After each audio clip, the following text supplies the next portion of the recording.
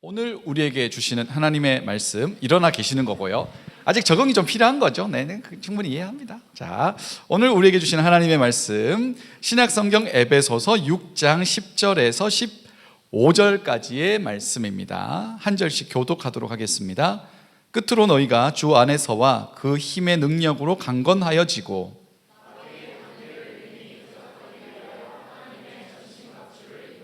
우리의 씨름은 혈과 육을 상대하는 것이 아니요 통치자들과 권세들과 이 어둠의 세상 주관자들과 하늘에 있는 악의 영들을 상대함이라.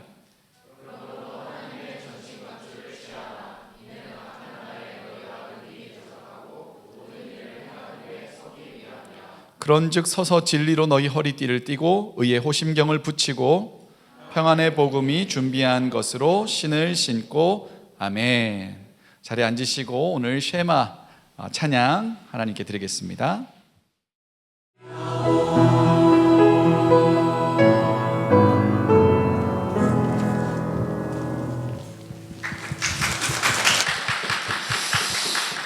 네, 우리가 지난주부터 전신갑주 가지고 시즌을 진행하고 있습니다. 진짜 우리가 싸워야 할 대상이 누구냐, 그리고 우리가 싸워야 할 대상은 혈과 육을 가진 내 이웃, 내 친구, 내 동료들, 내 가족들이 아니라 하나님 아닌데 하나님처럼 섬기라고 조장하는, 그리고 내가 하나님처럼 될 수 있다고 조장하는 이 악의 세력을 상대하는 것이 우리의 믿음의 싸움이다 라는 이야기를 하면서 가장 먼저 모든 갑주 위에 안에다가 착용해야 될 게 바로 진리의 허리띠, 그 진리는 바로 예수 그리스도와 그분이 하신 말씀, 그것을 우리가 계속 좀 착용하며 살자라는 말씀을 드렸습니다. 그래서 이 셀 모임 때 챌린지를 하기도 하고, 개인적으로 이렇게 팀 안에서 이렇게 그 구절들을 막 올리시더라고요. 그래서 그것도 잘하고 계신다라는 말씀을 생각을 했습니다. 자, 오늘은 두 번째 아이템,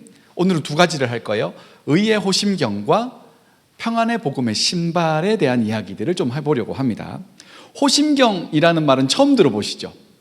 호심경이 옛날 버전의 성경에서는 흉배라고 불렀어요. 흉배.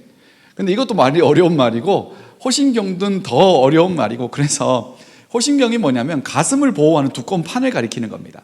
예를 들면 이제 방탄조끼 같은 거예요. 정확하게 방탄조끼하고 같은 겁니다. 요즘에는 이 방탄조끼가 카본으로 나오거든요. 이 카본 플레이트로 여러 겹 덧대어 가지고 이 총알이 날아올 때 이 가장 인체에 있어서 중요한 부위인 심장과 장기를 보호하기 위해서 이 방탄 플레이트를 가지고 있는 거죠. 예를 들면 좀 이제 잔인한 이야기지만 팔이 하나 떨어져도 살 수는 있습니다. 그죠? 다리가 하나 없어도 생명에는 지장이 없습니다.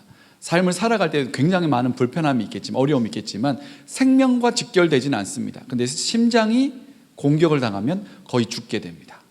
장기가 크게 손상되면 복구하기가 어렵습니다. 그래서 인체에서 가장 중요한 부위인 이 가슴 부분을 지키기 위해서 이 방탄조끼를 착용하는 거거든요. 전신갑주 중에서도 가장 두껍고 가장 내구도가 좋아야 되고 가장 공격으로부터 아주 단단하게 지켜내야 하는 부위를 의의 호심경이라고 부르는 겁니다. 이 호심경에 무슨 말이 붙어 있었어요? 의의 호심경이라는 말이 붙어 있었죠. 이 의라는 말이 의롭다라는 뜻이거든요. 그런데 이게 세상에서 말하는 의와 성경에서 말하는 의는 좀 많이 다릅니다. 사회에서 말하는 의는 사회적인 윤리적인 옳음이에요. 거짓말하지 않고 나쁜 짓 하지 않고 다른 사람 해코지 않고. 옛날 어르신들 중에 이런 말 하시는 분들 많았거든요. 예수 안 믿는 분들 중에 가지고 있는 약간의 공통적인 멘팅이 뭐냐면, 이 사람은 나는 법 없이도 살 사람, 나는 착하게 살아왔는데 굳이 내가 예수를 믿어야 되냐, 내가 왜 죄인이냐라는 이야기를 합니다. 그런데 성경에서 말하는 의는 나의 행동에 도덕적으로 잘하냐 못하냐, 법을 어겼냐 지켰냐 이런 개념의 의가 아니고 하나님 앞에서의 옳음을 이야기하는 거예요. 라틴어로는 이 저스티티아 데이라고 부르는 하나님 앞에서의 옳음을 의라고 부르는데, 하나님 앞에서 어떤 게 옳은 거냐면 이런 겁니다. 하나님 보실 때 죄라는 건 가장 근본적으로 하나님과 단절되어 있는 걸 죄라고 부릅니다. 그러니까 성경에서 말하는 의는 구체적인 행동보다 그 이전에 있는 상태, 관계성에 대한 이야기에 더 가깝습니다. 아무리 내가 착하게 살고 법 없이 살 사람이라고 할지라도 그 사람이 하나님과 관계성이 없으면 하나님의 법정에서는 의롭지 않은 사람이 되어 있는 거예요. 그러니까 이 세팅값을 세상이 받아들이기가 어려운 거예요. 세상의 관점으로는 착하게 살면 그 사람 착한 사람이고 선한 사람이고 의로운 사람이라고 하는 게 정상인데, 하나님은 그 행동 이면에 있는, 그 이전에 있는 하나님과의 관계성에 대한 의로움을 이야기하기 때문에 그래요. 하나님이 우리를 보십니다. 하나님이 우리를 만드셨어요. 하나님의 형상으로 만드셨죠. 만드신 목적이 뭐예요? 하나님과 사랑의 교제를 누리며 살아가기 위해서 우리를 만드셨단 말이에요. 그런데 죄가 끼어들기 시작했습니다. 죄라는 말의 어원을 찾아보면 관역에서 빗나가는 걸 이야기합니다. 죄라는 말의 어원은 명사수가, 대한민국이 양궁하면 막 다 10, 막 골드 막 하고 막 이러잖아요. 반드시 10점 만점에 꽂혀야 돼요. 꽂힐 수밖에 없어요. 그런데 화살이 날아가다가 나 10점 만점에 꽂히기 싫은 거예요. 그래서 몸을 막 틀기 시작합니다. 화살을, 촉을 막 흔들기 시작합니다. 그래서 관역에서 빗나가는 걸 죄라고 부른다고요. 하나님 우리를 창조하신 목적이 뭐예요? 하나님과 사랑의 교제를 누리며 영원토록 주님을 찬양하고 하나님의 영광을 세상 가운데 드러내는 삶으로 우리를 만드셨는데 죄가 끼어들었어요. 하나님과 우리 사이에 관계에 문제가 생겼습니다. 이 상태를 죄라고 부르는 거예요. 이 상태를 불의한 것으로 보는 거예요. 이 상태가 지금 정상적이지 않은 거예요. 자동차는 달리기 위해서 만들었는데 더 이상 자동차가 기능을 못하는 거예요. 하나님 볼 때 이게 너무나 안타까운 죄의 결과물의 상태가 된 거죠. 그런데 하나님이 우리를 사랑하신다는 게 문제입니다. 하나님이 우리의 이렇게 손상된 하나님과의 관계성 가운데 있는 이 모습을 보고 안타까워하셨어요. 그래서 어떻게 해요? 우리의 불의, 우리의 죄를 해결하시기를 원하셨어요. 그래서 사람의 힘으로 도저히 그것을, 사람이 아무리 하나님께 도달한다 할지라도 터칭이 안 된다고요. 터치다운이 안 된다고요. 그래서 하나님이 직접 내려오시는 사건이 예수께서 이 땅에 오신 것이고, 성경에 말하고 있는 죄의 싹은 뭐예요? 사망이거든요. 그래서 십자가에 달려서 우리의 모든 죄값을 예수님께 다 뒤집어 씌운 거예요. 예수님이 십자가 달려 죽으실 때 예수님이 죽으셨지만 하나님은 모든 인류의 이 깨어진 관계성, 하나님과의 깨어진 관계성의 근본적인 죄에 대한 값을 예수님께 다 뒤집어 씌우고 죽이십니다. 그래서 죄에 대한 값을 다 치른 거예요. 그리고 예수를 믿는 모든 사람들에게는 그 죄에 대한 값을 다 치른 영수증 같은, 이제 다 지불 끝났어요. 더 이상 내가 페이할 게 없습니다. 그 영수증을, 사인을 누구 걸로 해주는 거예요? 내 이름으로 해주는 거예요. 그러니 하나님 보시기에는 예수 믿는 누구든지 더 이상 이 사람에게서 죄의 값인 사망을 찾을 수가 없는 거예요.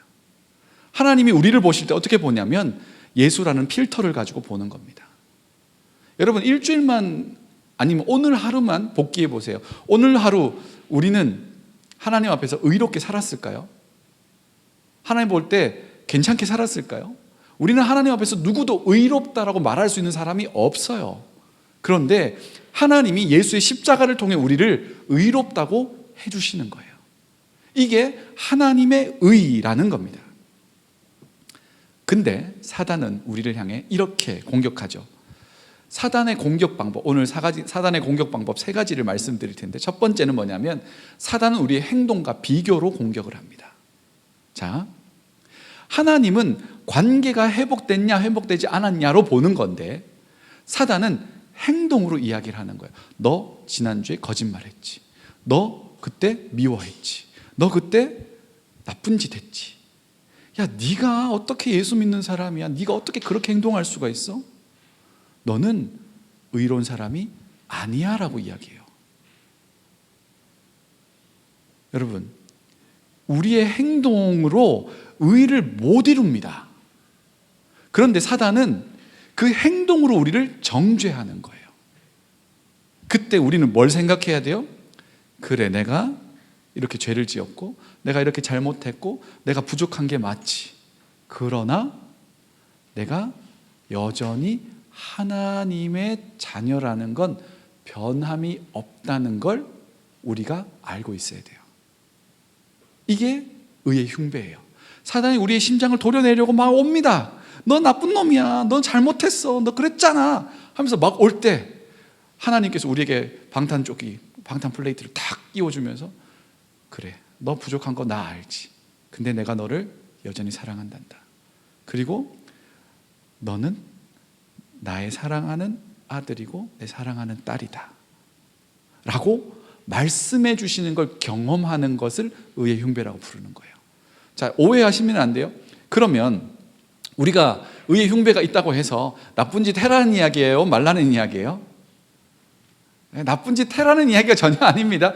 우리가 값없이 그렇게 의의 흉배를 받았으니 그것에 합당한 삶을 살아야 되는 거예요. 교회에서 이걸 굉장히 강조해야 됩니다. 청년부에서 계속 강조할 겁니다. 구원받았으면 구원받은 사람답게 살아야 돼요.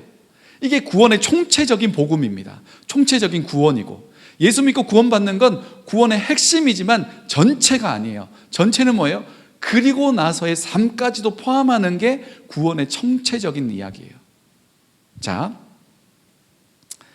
또 이런 이야기를 하죠. 사단은 우리를 향해서 어떻게 공격하냐면 비교를 가지고 공격합니다. 나의 행동이 아니라면, 행동에 내가 버텨내요. 하나님 나 사랑한다는데? 라고 하면 사람이 가장 걸려 넘어지기 쉬워하는 게 뭐예요? 비교거든요. 야, 가만 생각해 보니까 너는 진짜 쟤랑 비교하면 넌 도대체 뭐니? 나의 약한 부분을 걸고 넘어집니다. 야, 너는 예수 믿는다는 게 교회에서 그렇게 행동하고 말이 그게 뭐니? 쟤 봐라 얼마나 잘하니? 혹은 사회적인 것 가지고 야, 너는 예수를 믿음에도 불구하고 승진이 안 되는 건 너한테 도대체 문제가 있는 거 아니니? 승진하고 예수 믿는 거하고 별 관계 없습니다, 여러분. 예? 돈 많이 버는 거하고 예수 믿는 거하고 1대1의 관계성을 맺으면 곤란한 겁니다. 예? 비교를 통해서 우리의 자존감을 팍팍 낮춰요. 그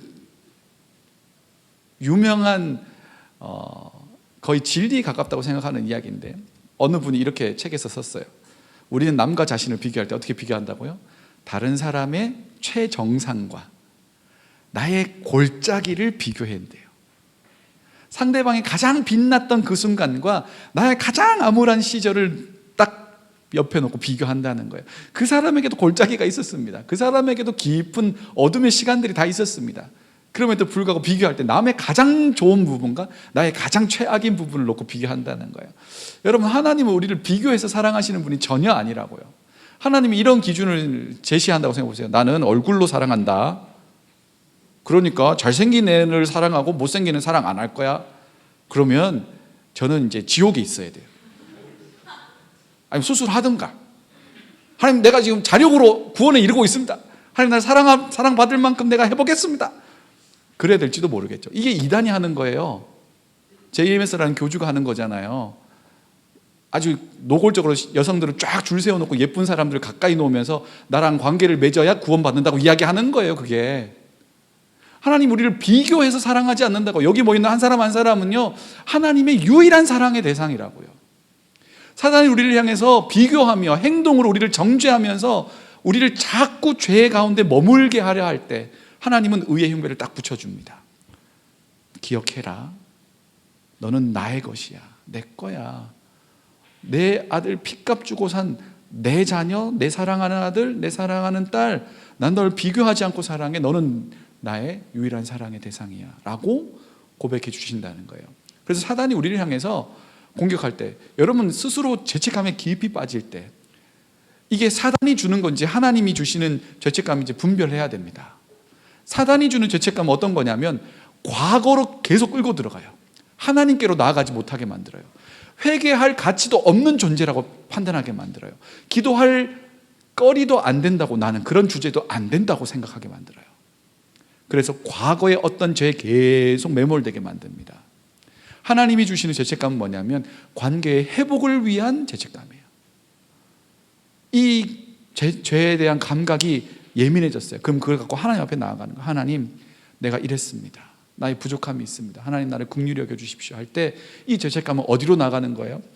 하나님으로부터 그래 알고 있지, 내가 너를 여전히 사랑하고 있단다, 이제 그거 그만해야지, 이제 잘해보자 라는 대로 나아가기 위해서 주시는 하나님의 죄책감이 있지만, 사단은 그 죄책 감정에 빠지게 만드는 거예요.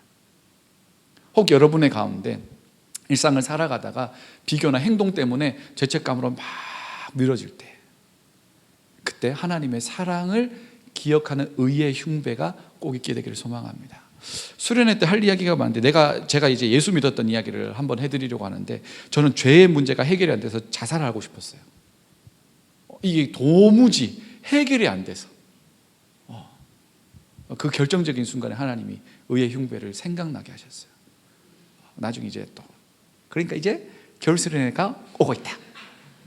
벌써 이제 슬슬 이제 커미티에서는 준비하거든요. 이제 우리 그 회장님이, 대표님이 이야기하셨잖아요. 이제 숙소 예약했어요. 예, 버스도 예약했어요. 예약 안 한 건 여러분밖에 없어요. 이제 여러분들이 예약을 해야 되거든요. 자, 우리 자신을 한번 토닥이면서 토닥토닥하면서 이렇게 이야기해 줍시다. 하나님의 사랑 안에서 나는 의롭다. 시작. 그 의로운 사람답게 살아가는 건 우리가 꼭 해야 되는 일이고, 사단은 더 이상 우리를 향해서 의를 가지고 공격할 수 있는 존재가 아니라는 것. 그러니까 상대를 잘 파악하세요. 이 마귀는 우리를 가지고 불의에 대한 이야기, 정죄에 대한 이야기를 하겠지만, 그건 더 이상 우리에게 관계없는 이야기. 하나님의 구원받은 자녀는 그것으로 우리가 손상되지 않는다고요. 우리의 마상과 우리가 존재론적인 굉장히 어려움에 봉착할지라도 하나님 보시기에는 너는 의롭다 하시는 거예요. 그것으로 우리가 이겨내는 거죠. 자, 세 번째 아이템, 신발에 대한 이야기 해보려고 합니다. 여러분, 외출할 때 반드시 신는 게 뭐예요? 입는 거? 신발이죠. 물론 우리 꼬맹이는 뒷마당에 나갈 때 자꾸 신발을 안 신는 경향이 있어요. 위험한 거예요. 왜냐하면 발에 찔리고 막 이럴 수도 있잖아요. 양말이 나만 아는 게 없어요. 자, 우리가 외출할 때 반드시 신발을 신습니다. 해변에 가서 물놀이를 하더라도 요즘에는 아쿠아슈즈 같은 거라도 신고 막 하잖아요. 우리가 입고 착용하는 것 중에 가장 많은 기술력이 들어가는 것도 신발이에요. 생각해보면 가장 많은 기술이 들어가고요, 단위 면적당 제일 비싼 것도 신발입니다. 자, 각 브랜드마다 내세우는 기술들이 하나씩 있거든요. 예를 들면 나이키는 뭡니까? 네, 나이키는 에어. 아디다스는 뭐예요? 그 폼 이런 거 있잖아요. 폼, 클라우드 폼도 있고 이지 폼도 있고, 아식스는 젤 차죠. 이런 거 있지 않습니까? 이 왼쪽 밑에 있는 이 발렌시아가는 이게 스피드 러너라는 신발이더라고요. 이거 신으면 빨리 달려져요? 전혀 스피드하고 관계없이 생겼는데 굉장히 비싸지 않습니까? 매우 독특한 형태의 신발들도 있고, 요즘에 나오는 마라톤하나 러닝하는 진짜 비싸더라고요. 제 인스타에서 누가 이거 됐다고 이 드로우를 했는데 된 거예요. 근데 그 러닝화가 540불. 어이고. 근데 그거를 내가 이제 겟했다고 엄청 좋아하더라고요. 와, 그거 신으면 이제 우사인 볼트 되는 겁니까? 거기 뭐가 들어있어요? 여기도 또 카본 플레이트가 또 들어가 있네. 이 탄성을 높이기 위해서. 그럼 조금만 차면 팡팡 나가는가 보죠? 그런 신발들을 요즘에는 굉장히 많이 유행하고 있죠. 한국에서는 또 그 유행에 굉장히 민감하잖아요. 그래서 러닝 붐이 있어요. 그래서 요즘에는 연애하려면 러닝 크루에 들어가야 된대요. 그만큼 많이 모인다는 거죠. 자, 신발은 이 걷고 뛰는 행동을 할 때 가장 많은 부하가 걸리는, 체중, 하중이 걸리는 그 곳인 발을 보호하고 지탱하기 위해서 존재하는 겁니다. 일반적으로 가만히 서 있을 때는 몸무게의 120% 정도가 이 발목과 발에 걸린대요, 하중이. 그러니까 100kg인 사람은 발이 120kg의 하중을 받고 있다는 거죠. 그런데 이게 뛰면은 몇 배의 하중이 이제 막 걸리는 거예요. 그래서 이 무게 분산, 힘의 분산을 시키기 위해서 신발, 좋은 쿠션을 가지고 있는 신발을 신고 막 하는 거죠. 이 마라톤을 수십 번 완주한 마라토너에게 어떤 한 그 매체에서 인터뷰를 했습니다. 당신이 마라톤 할 때 가장 힘든 게 뭡니까? 가장 힘들었던 게 뭡니까? 그날의 컨디션입니까? 아니면 이 경사도입니까? 아니면 이제 음수대에서 음료가 제대로 안 나오는 겁니까? 뭐였습니까? 경쟁자였습니까? 그 사람이 이렇게 대답을 했습니다. 내가 마라톤 할 때 가장 힘들었던 건 내 마라톤 신발에 작은 돌멩이 하나였습니다. 그게 계속 신경 쓰이더라는 거예요. 그만큼 우리의 여정 가운데 이 신발이 가지고 있는 의미는 굉장히 중요한 거예요. 그러니까 전신갑주에서도 신발은 굉장히 중요한 의미들을 가지고 있습니다. 많은 하중을 버티는 거이기도 하고. 자, 바울이 전신갑주를 이야기하면서 신발을 아이템으로 선택을 합니다. 이게 제대로 안 갖춰지면 긴 여정을 걸어갈 수가 없는 거예요. 그러니까 이 신발이 손상이 되면 가다가 멈춰가지고 수리를 해야 되는 거예요.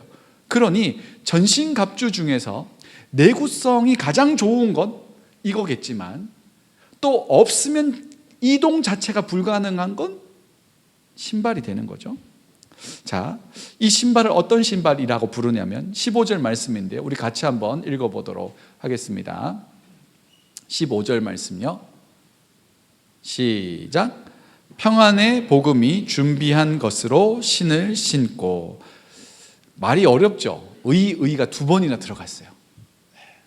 자, 요 구절을 오늘 어떤 분이 이제 질문하셨어요. 여러분 라운지에 이제 그 좋은 장점들이 이제 발휘가 되고 있는데 오늘 구구돌에 우리 교회 하람이라는 이름을 쓰는 분들이 많은데 또 구구돌의 하람을 또 누가 소개를 해줬어요. 우리 셀장이 소개해줘가지고 인사를 나눴습니다. 구구돌의 하람이야 이렇게 하면 인사를 나눴고 어떤 한 자매가 성경에 기록된 게 다 진리라고 봐야 됩니까? 라는 질문을 했어요. 그래서 제가 창세기 성경 공부 들었니? 안 들었대. 그걸 들었어야지. 거기에 성경을 바라보는 관점에 대한 이야기가 나오잖아요. 자, 여러분 성경 읽을 때 일단 기본적으로 잘 이해가 안 된다, 말이 너무 어렵다, 그러면 할 수 있는 가장 좋은 선택지는 다른 번역본을 읽는 겁니다. 자, 한글 성경에는 여러분들에게 추천해 드릴 수 있는 번역은 두 가지 정도의 번역이 있을 것 같아요. 공동 번역이라는 그 번역본이 있고요, 새 번역이라는 번역도 있어요. 그리고 조금 쉽게 쓰여진 현대인의 성경, 쉬운 성경, 여러 가지 번역본이 있습니다. 그 중에서 새 번역 괜찮아요. 새 번역 개정판. 그 정도만 봐도 원문의 의미를 조금 더 충실하게 이해할 수가 있고요. 영어 번역본 NIV 보시고 RSV 보시고 이도 저도 좀 뭐랄까 속 시원하지 않다, 조금 더 나는 풀이가 된 성경을 보고 싶다, 그러면 유진 피터슨의 메시지 보시면 됩니다. 그게 성경은 아니지만 오늘날의 언어로 잘 풀어서 설명을 해놓았으니까 요 정도만 읽더라도 본문의 의미가 뭔지는 대강 좀 이해가 됩니다. 그래서 저도 성경을 이렇게 읽어나가다가 잘 모르겠잖아요. 그러면 인터넷에 대한성서공회를 치시면 번역본 여러 가지를 막 볼 수 있어요. 그걸 이제 대조로 해주거든요. 옆에서 패러렐 해가지고 그걸 쭉 보면서 이제 읽어나갈 수도 있겠죠. 그래서 이 15절 말씀을 제가 새 번역과 공종번역 개정판으로 한번 보여드릴게요. 개역 개정은 뭐라고 되어 있어요? 평안의 복음이 준비한 것으로 신을 신고. 새 번역에는 발에는 어떤 복음? 평화의 복음을 전할 차비를 하십시오. 그러니까 복음이 어떤 복음이냐면 평화의 복음인데 그 복음을 신을 신는다는 건 전할 수 있는 준비를 하라는 것으로 이제 번역을 했어요. 새 번역이 히브리어나 헬라어 원문을 조금 더 중심으로 놓고 해석을 했거든요.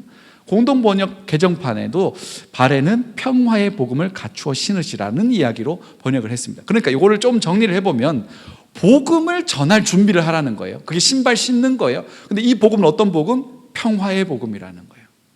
자, 바울이 이 평화의 복음, 평안의 복음이라는 단어를 쓸 때는 이사야서를 생각하면서 썼습니다. 이사야 52장 7절 말씀을 머릿속으로 떠올리면서 썼을 텐데요. 한번 읽어보도록 하겠습니다. 같이 읽어보죠. 시작.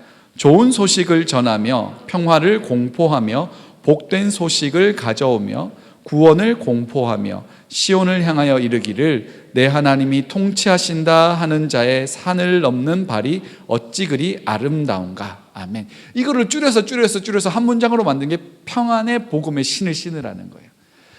하나님이 다스리신다라는 말이 평화예요. 그리고 그것을 전하기 위해서 산을 넘는 사람의 발이 아름답다라고 해서 이 평화의 복음을 전할 수 있도록 준비를 단단히 해라, 신발 신듯이 이야기를 하는 거죠. 우리가 전할 복음은 의의 호심경에 대한 이야기이기도 합니다. 이런 겁니다. 하나님이 다스리신다는 게 뭐예요? 하나님이 너를 포기하지 않았다는 이야기고, 하나님이 너를 죄에서 구원하신다라는 이야기예요. 죄와 사망의 권세에서 더 이상 너가 종노릇하며 살아가지 않아도 되고, 하나님이 너를 구원하신다, 예수를 통해서 너를 구원하신다는 이 소식이 평화의 소식입니다. 왜냐하면 죄로 인해서 분리된 하나님과 우리 사이에 평화가 일어나는 것이 복음이거든요. 죄가 들어서면, 만약에 관계성으로 생각해 보세요. 여기 준민 형제가 있는데, 준민 형제하고 저하고 딱 있어요. 근데 우리 둘이 싸웠어. 준민 형제가 턱 이렇게 하면서, 목사님 그러면 안 돼요, 막 했어. 저도 이제 준민 형제한테, 너 그렇게 하면 안 되지. 이렇게 막 우리 막 싸웠어. 우리 사이의 관계가 깨어졌어. 그럼 우리 사이가 평화롭다고 할 수 있습니까? 볼 때마다 이렇게 오고 피해 다니고, 볼 때마다 으르렁으르렁 꼬투리 잡으려고 막 하고 이런다고요. 죄는 하나님과 우리 사이의 관계를 그렇게 어그러뜨리는 거예요. 하나님은 여전히 사랑의 눈으로 보지만 사람은 하나님을 두려워하게 만들어요. 꺼리게 만들어요. 그래서 사람들은 하나님 안에 다른 대상을 자꾸 찾는 겁니다. 하나님의 모습을 어그러뜨려 놔요, 죄가. 하나님은 사랑의 하나님이신데 하나님은 굉장히 무섭고 폭력적인 하나님으로 바꾸어 놓는 거예요. 죄에 대해서 막 징계하고 막 때리는 하나님으로 만들어 놓는 거예요. 그런데 복음을 경험한 사람은 하나님이 우리를 얼마나 사랑하시는지를 알게 됩니다. 그래서 하나님과 우리 사이에 화평이 일어나는 거예요. 이게 평화의 복음입니다. 자, 사단이 가지는 두 번째 공격 방법 한번 보도록 하죠. 자, 넘겨주시면 같이 읽어볼까요? 시작. 사단은 두려움과 걱정을 심는 것으로 공격을 합니다. 자, 사람이 가지는 궁극적인 공포가 뭐냐면 죽음에 대한 공포예요. 인류 어느 한 사람도 예외 없이 해당되는 건 누구나 죽는다는 거예요. 이 죽음을 사단은 자기 거라고 속여요. 이 생명 살고 죽는 것은 하나님께 속한 겁니다. 세상의 주관자이신 하나님께 속한 것인데, 사단은 자기가 죽음을 관장하고 있다고 속입니다. 그래서 성경은 사단을 향해서 속이는 자라고 이야기하는 거예요. 겁박을 주는 거죠. 너 자꾸 나한테 이렇게 하면 너 죽어. 그런데 하나님은 이 죽음의 공포로부터 우리를 평화하게 해줍니다. 평안하게 해줍니다. 우리는 죽음을 대면할 때 두렵죠, 무섭죠. 사단은 이걸 가지고 우리를 계속 공격한다고요. 거기에 지배 안에 눌리게 만든다고. 그런데 예수의 복음은 무엇을 이야기해요? 예수께서 십자가에 죽으시죠? 그 다음에 부활하셨잖아요. 부활하신 건 어떤 의미를 갖고 있냐면, 더 이상 사망이, 죽음이 우리에게 주인 노릇할 수 없다는 것, 예수님께서 사망을 이기셨다는 것에 대한 확실한 선포로 부활을 해주시는 거예요. 그리고 그 부활을 우리도 소망하게 만들죠. 우리는 죽음 이후에 주님의 때에 부활을 하게 될 겁니다.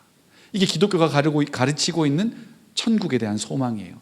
이걸 가장 밀접하게 보고 있는 사람들 중에 한 명이 저는 목회자라고 생각해요.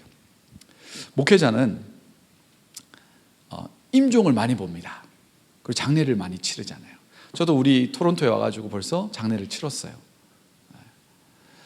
임종을 가까이 보면서 그런 생각을 합니다. 아, 진짜 예수 믿길 잘했다. 저는 이제 한국에 있을 때 자녀들은 예수를 믿는데 부모님이 예수 안 믿는 분들을 꽤나 만났어요. 많이 봤어요.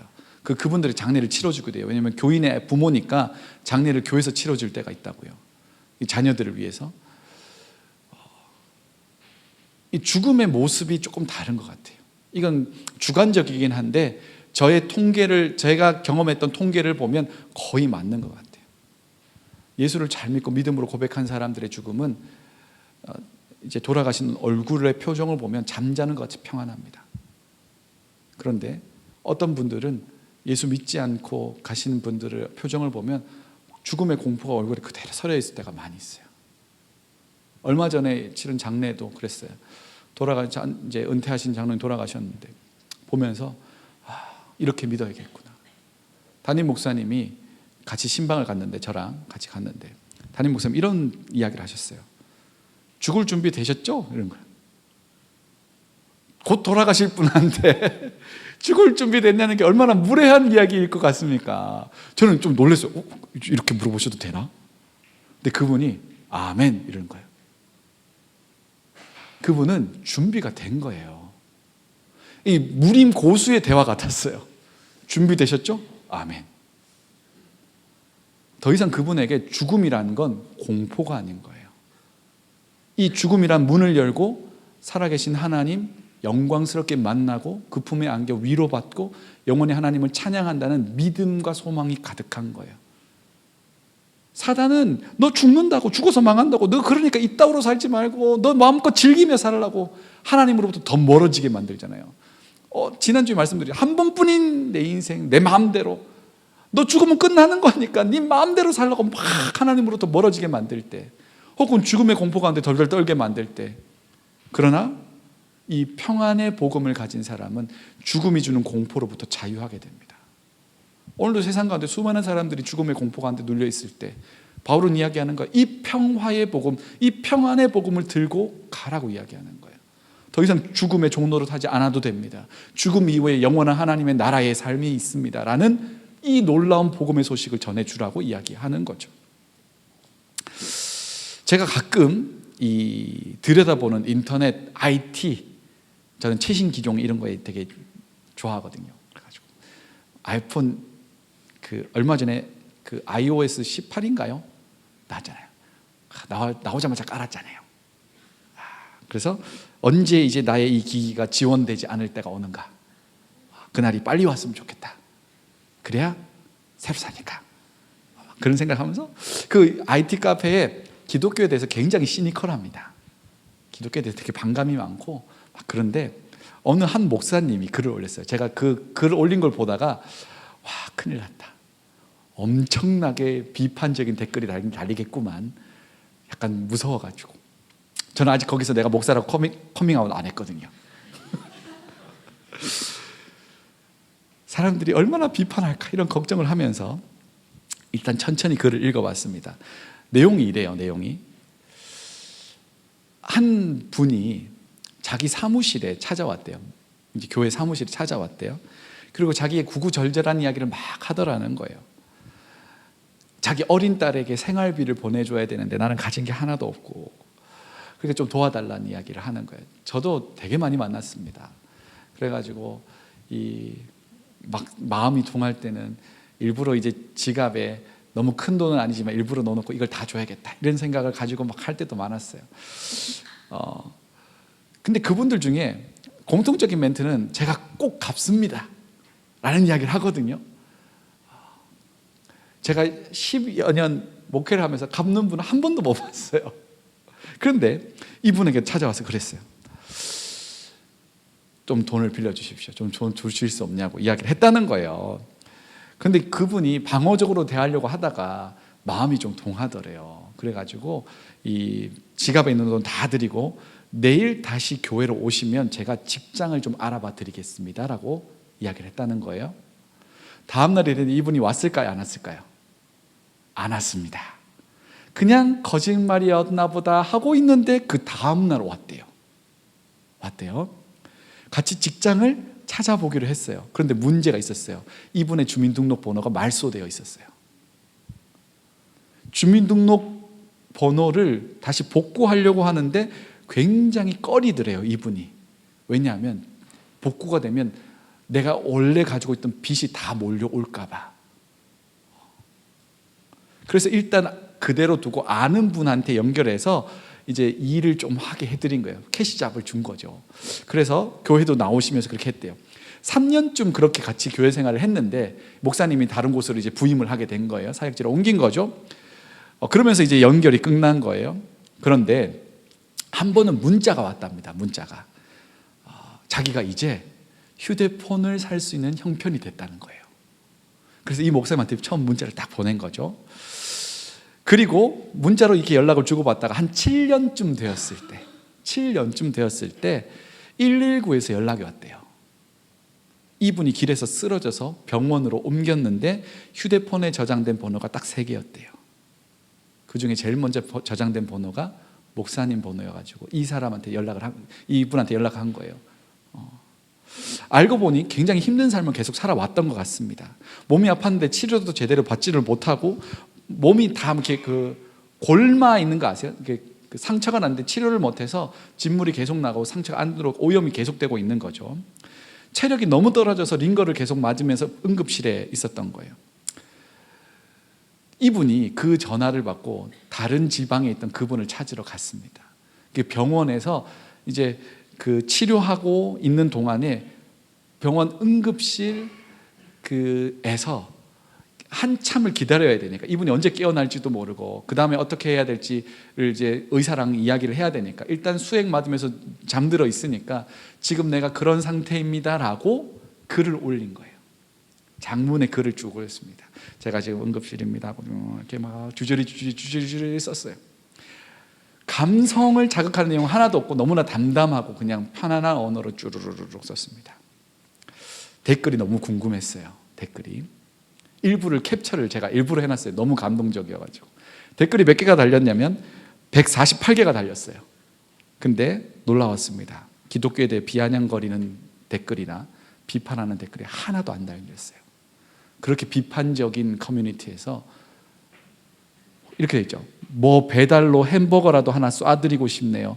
혹시 반입되나요? 쩝 고생 많으십니다. 그리고 감사합니다. 이분은 100% 교회 안 다니는 사람입니다.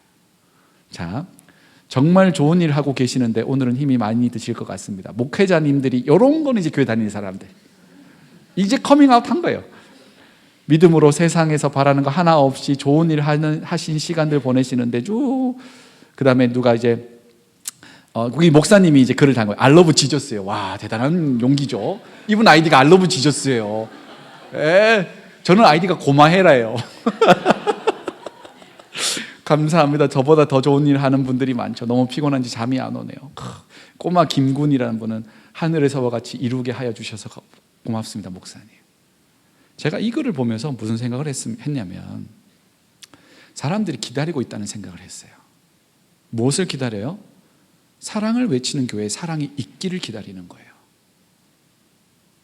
희생을 외치는 교회에 진짜 희생이 있기를 기다리는 겁니다. 예수를 외치는 교회가 진짜 예수 닮기를 원하는 거예요. 예수님이 이 땅에 오셔서 하신 일이 뭐예요? 가난한 자, 병든 자, 사람들에게 눌린 자 자유하고 치료해주고 회복시켜주고, 그리고 근본적으로 그들의 이러한 상태가 있게 된 죄의 문제를 해결하시죠. 교회는 그런 일을 하는 곳입니다. 믿는 사람은 그런 일을 하는 사람들입니다. 이 내용들을 보면서 제가 생각이 딱 정리가 됐습니다. 어떤 생각으로 정리가 됐냐면, 여러분, 평화의 복음을 전하기 위해서는 그 방식도 평화로워야 됩니다. 꼭 기억하세요. 평화의 복음을 전하고자 한다면 방식도 평화로워야 돼요. 예수님은 폭력의 방식으로 우리의 평화를 가져오신 게 아닙니다. 십자가에 달려 희생하여 죽는 방식으로 평화를 가져오셨어요. 그분을 따르는 사람들은 나를 낮아져서 섬기며 희생하는 방식으로 평화를 전할 때 우리가 가지고 있는 이 근본적인 복음의 진리를 훼손하지 않고 잘 전할 수 있다는 이야기예요. 여러분, 지금 이스라엘의 이 하마스하고 이스라엘의 싸움이 심하지 않습니까? 그들이 야훼, 우리가 말하는 여호와 하나님, 근데 그들은 이제 예수님을 구원자라고 믿지 않죠. 그들이 전쟁을 막 숱하게 한다고요. 물론 누가 잘잘못을 다 따질 수 있을 겁니다. 그런데 잘잘못을 따지기 이전에 그들이 하는 방식을 보세요. 그러면 그 접경 지역에 혹은 뭐 무장단체가 있는 곳에 폭탄을 2초에 한 대씩 떨궈가지고 100개를 쐈어요. 그 사람들은 앞으로 여호와 하나님을 믿을 가능성이 있을까요? 없을까요? 없는 겁니다. 우리 아버지 죽었는데요, 폭탄 맞아서. 저는 상당히 좀 죄송한 말은 짜증나는 게, 러시아하고 우크라이나하고 전쟁을 하잖아요. 둘 다 러시아 정교회를 믿습니다. 예수를 믿는 사람들이라고 이야기하는 거예요. 근데 침묵하고 있는 교회가 너무 짜증이 납니다. 제2차 세계대전 때 독일 군 이 유대인들을 학살할 때 독일 국가교회는 히틀러를 향해서 메시아라고 했습니다. 그거에 반하여 나온 사람들이 이제 그 본헤퍼 같은 분들이죠. 그건 아니라고. 어떻게 예수가 그렇게 했겠냐고. 너는 예수 예자도 보니 그거는 우상숭배하고 다름이 없다고 막 하면서 이제 본헤퍼 같은 분은 이제 총을 들고 암살 시도를 하려고 저 히틀러를 죽여야 된단 말이면서. 예수는 사랑의 복음을 전했습니다. 희생의 복음을 전했습니다. 예수 믿는 사람들과 그들이 모인 교회는 사랑과 섬김으로 복음을 전해야 된다는 거예요. 그때 세상은 그토록 기다리던 교회다운 교회를 만나게 되는 거예요. 믿는 사람다운 믿는 사람을 만나게 되는 거예요. 왜 이렇게 비판적이고 화를 내고 분노하게 됐을까? 교회를 향해서 지적하게 됐을까요? 그들이 바라고 있는 모습이 사실은 하나님께서 말씀하신 성경에 기록된 모습하고 더 가까울지도 모르겠어요. 그런데 그런 모습이 안 보이니까요. 그런 모습을 찾을 수가 없으니까 실망하며 화를 내는 겁니다. 평화의 복음은 평화의 방식으로 전해져야 됩니다. 여러분이 누군가를 전도하고 싶다면 예수님처럼 해야 돼요. 그게 쉽지 않거든요. 굉장히 불편한 일입니다. 비효율적이고 돈도 많이 들어가고 시간도 많이 들어가고 에너지도 막 쏟아야 되는 이야기예요. 그래서 사단은 이렇게 공격합니다. 사단의 공격 방법 세 번째. 사단은 쉽게 편하게 한 번만 하라고 유혹합니다. 그거면 충분하다고 이야기해요. 보통 한 사람이 구원받기까지 몇 번의 진지한 복음 제시를 몇 번 받냐면 7.5회 정도 받습니다. 진짜 진지한 마음으로 기도 많이 해가지고 이 사람에게 우리 교회 가보지 않을래? 예수 믿지 않을래? 라는 이야기를 7.5회 정도 평균 듣고 예수를 믿게 된대요. 근데 사단은 뭐예요? 한 번만 하고 그치라는 거예요. 7.5에 다다르지 않도록 하는 거예요. 쉽게 하라는 거예요. 편하게 하라는 거예요. 너에게 편한 방식으로. 아니요, 예수님은 쉽게 복음 전하신 적이 없습니다. 바울은 편하게 복음 전한 적이 없습니다. 매 맞고 눈물을 흘리면서 복음을 전했습니다. 지금 선교사님들이 그렇게 하고 있잖아요. 쉽지 않은 상황 가운데서 자신의 삶을, 재정을 다 녹여가면서 그렇게 복음 전하고 있잖아요. 쉽게 할 수 있습니다. 그게 길어지면 안 되는데, 그게 제국주의 선교라는 거예요. 이 스페인이나 이런 제국을 이룰 때 원주민을 찾아가서 칼을 들이대고 추장해도 이야기합니다. 네 예수 믿을래 안 믿을래? 그럼 무섭잖아요. 그럼 믿겠습니다 하면 그 지역은 다 예수 믿는 지역 깃발 딱 꽂습니다. 그게 어떻게 예수 믿은 겁니까? 그러니 그들이 이 제국으로부터 해방되었을 때 몰아내는 거예요. 기독교를 몰아내는 거예요. 우리가 전하는 복음은 쉽지 않고 어려울지라도 좁은 길로 예수님처럼 하는 겁니다. 그때 복음이 복음의 왜곡 없이 전달되는 거죠. 바울이 신을 신하라고 이야기해요. 왜냐하면 이게 쉬운 일이 아니기 때문에 그래요. 부하도 많이 걸리고 굉장히 긴 여정이기도 하고 이걸 제대로 갖추지 않으면 피로감에 더 이상 복음을 전할 수 없는 상황까지 이르기 때문에 그렇습니다. 그러나 신발을 신는 건 어디론가 떠나야 되듯이, 떠나기 위해서 신발을 신듯이 바울은 우리에게도 이야기하는 겁니다. 평화의 신발을 신고 하나님과 우리가 화평하게 되는, 이 죽음의 공포로부터 자유하게 되는 이 평화의 신발을 단단히 메고 가라. 예수님처럼 해보라고 우리에게 도전하고 있는 겁니다. 그때 사단은 우리 발에 작은 돌멩이를 집어넣습니다. 꼭 그래야만 하냐고, 그게 꼭 넣어야만 하냐고, 다른 사람이 하도록 내버려 두면 안 되냐고 발에 계속 돌멩이를 집어넣는 거예요. 이제 좀 쉬라고 이야기하기도 합니다. 사랑하는 여러분, 이번 한 주 복음이 주는 평화가 얼마나 귀한 것인지를 좀 잘 생각해 보시면 좋겠어요. 우리는 누구나 죽습니다. 그러나 죽음이 끝이 아닙니다. 제가 장례식 때 꼭 유족들에게 이야기하는 말인데, 한국말로 사망이라는 말이 있죠. 사망의 뜻이 뭘까요? 죽어서 망했다는 이야기예요. 죽을 사제 망할 망자예요. 죽어서 망한 거예요. 기독교에서는 사망이라고 표현하지 않아요. 하나님께서 부르셨다고 이야기해요. 소천이라고 이야기해요. 죽음이 끝이 아니기 때문에 그렇습니다. 우린 지금 죽을지언정 그 죽음이 우리를 주장하지 못합니다.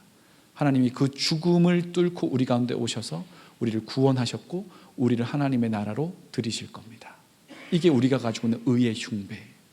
그리고 이 복음을 전하기 위해서 단단히 신발을 동여매고 우리가 하나님이 보여주시는 그 대상으로 또 캄보디아나 니카라과, 우리 올해 단기 선교 다녀오신 분들도 그렇고 내년에 또 나가겠죠.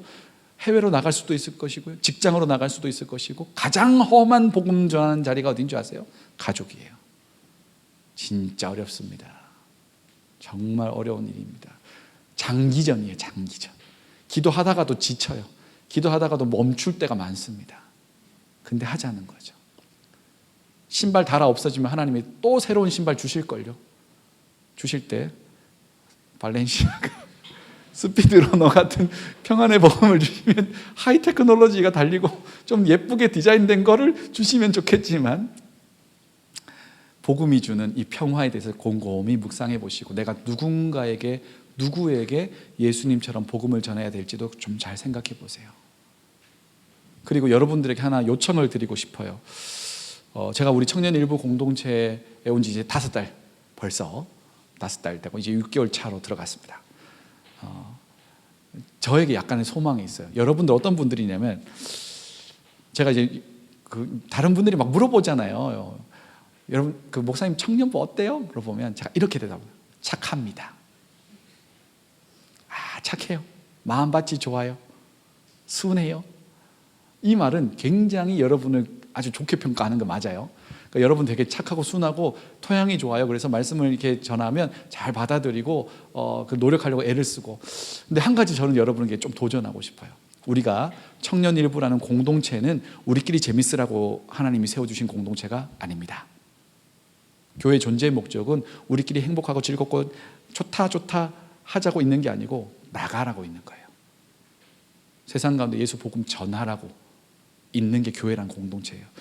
그걸 어떤 방식으로 어디로 나갈지에 대한 고민을 우리가 좀 했으면 좋겠어요. 그래서 우리 셀 교재에 적어놨거든요. 우리가 이 교회라는 공간과 울타리를 넘어서 이 복음, 평화의 복음, 예수께서 당신을 사랑하신다는 것, 죽음의 공포가 더 이상 당신을 주장하지 못하게 된다는 이 놀라운 소식을 들어야 할 대상이 어딜까를 좀, 여러분이 알고 있는 대상을 좀 서칭해 달라는 거예요. 이게 특정한 개인이 아니라 이 지역사회 가운데 우리가 어떤 영역으로 찾아갈 수 있을까에 대한 이야기를 하는 거예요. 가서 우리가 어떤 일들을 해볼 수 있을까. 어제 우리 셀 리더들과 함께 나눌 때는 제가 포항에 있었던 버스킹 하는 이야기도 많이 했고요.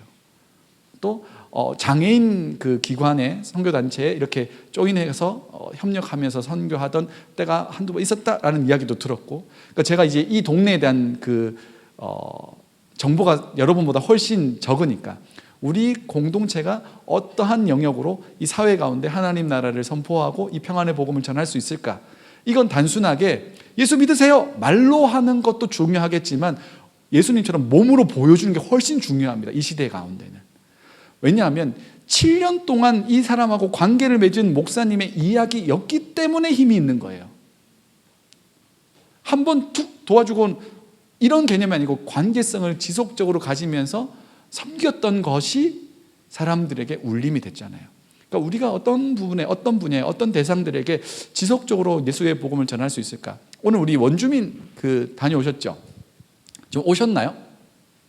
오셨군요. 그 사진이 올라왔는데 차에서 딥슬립하고 계시는 사진 잘 봤고요. 돌아오시는 얼마나 고단했겠어요. 이게 아침 일찍부터 지금까지. 네. 이 원주민 장기 사역도 저는 굉장히 중요하고 대단한 사역이라고 생각합니다. 그것처럼 우리가 어떤 대상들을 향해서 어떤 분야에 어떤 방식으로 이 복음을, 평안의 복음을 잘 전할 수 있을까를 여러분들 같이 한번 고민해 주시고, 이런 거 좋지 않을까요? 아이디어를 막 주신다면 우리가 그 중에서 좀 지금 당장 할 수 있는 것과 또 장기적으로 해야 될 거를 좀 정리해서 실제로 우리가 평화의 복음을 전하는 통로로 쓰임 받았으면 좋겠어요. 그게 쉽지 않기 때문에 바울이 이야기하는 거예요. 내 몸에 예수의 흔적을 가지고 있다고. 여러분이 예수 믿는데 아직 스티그마, 예수의 흔적이 없다는 건 아직 복음을 제대로 전해보지 않았다는 이야기이기도 합니다. 그러니까 우리 공동체는 스티그마, 예수의 흔적이 가득했으면 좋겠어요. 세상 가운데서 예수의 복음을 다양한 방식으로 찬양이 되었든, 아니면 구제가 되었든, 노력 봉사가 되었든, 구체적으로 말로 복음을 전하는 것이 되었든, 다양한 형태로 이 평화의 복음을 전할 수 있는 진짜 실력 있는 공동체. 근데 그게 우리가 살아있다는 증거가 될 겁니다. 하나님 우리를 귀하게 여기시는 증거가 될 겁니다. 러닝크루 자기들끼리 재밌고 화목해요. 근데 거기에는 예수의 생명이 없잖아요. 우리는 하면서 예수의 생명을 전할 수 있는 좋은 계기들과 방식들을 여러분 아이디어를 주셔서 잘 진행하면 좋겠습니다. 복음의 능력이 있습니다. 평화의 복음은 평화의 방식으로 우리가 이 복음을 전하는 살아있는 공동체, 살아있는 그리스도인, 예수 닮은 교회, 예수 닮은 그리스도인 되기를 간절히 소망합니다. 기도합니다.